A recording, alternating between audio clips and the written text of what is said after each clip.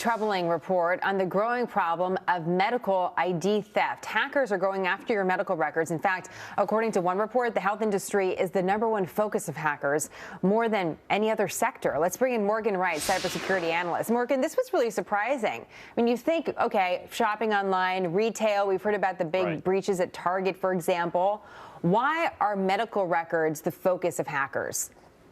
Because, Jenna, they are the goose, they are the golden eggs that the goose has laid, whereas your records, your credit, and you know what? The market drives this. When you go onto these black market sites to buy records, credit card records sell for 50 cents to $1 a record. Medical records sell for $10 to $50 a record because it has your name, your date of birth, your address, your social security number, physical descriptors, even credit card data. So these have become the one place where the most information about you is usually collected. You don't get medical information, date of birth on your credit card information, but you get all of that in your health record. So that's why they're targeting it. You know, in preparing for this segment, it's not even just about the hacking, going into a system and infiltrating it and getting your information. Apparently, medical professionals are carrying around our data in little thumb drives, and that's just, people are able to steal that. Morgan, what can consumers do if we're not only vulnerable online, but we have people carrying around our information and we don't even know that they're doing that?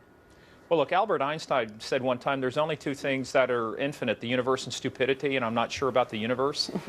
When people are doing stupid things like this, and I do mean they're stupid, you're carrying around on unencrypted thumb drives people's medical information, their histories and stuff. Unfortunately for consumers, they can't do anything till after the fact, which is usually sue. There's some things they can do proactively, which is have good identity theft, have good monitoring, have restoration.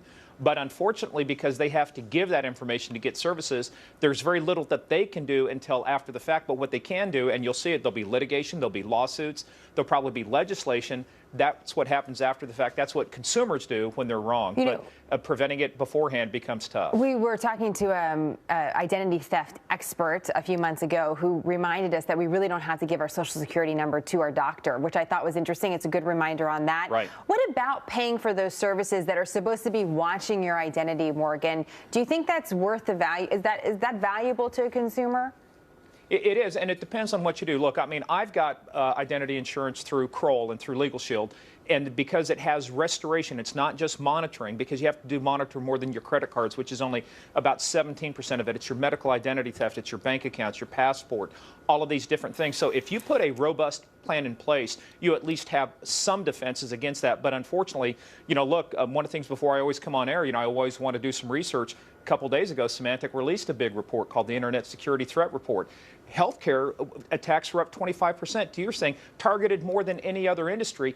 That's what forms the basis for a lot of this identity theft going on, because the more breaches there are of all this kind of information, it only means that right now, 1 out of every 2 seconds, somebody becomes a victim of identity theft. That means this year, Jenna, 1 out of every 18 to 20 people in the U.S. will become a victim, and a lot of that will become from the 99 million records that have been breached so far this year that are all medical records. When it comes to the medical records, not only are birth dates, social security numbers, but also just the content of it, Morgan. Is that valuable to hackers? Absolutely.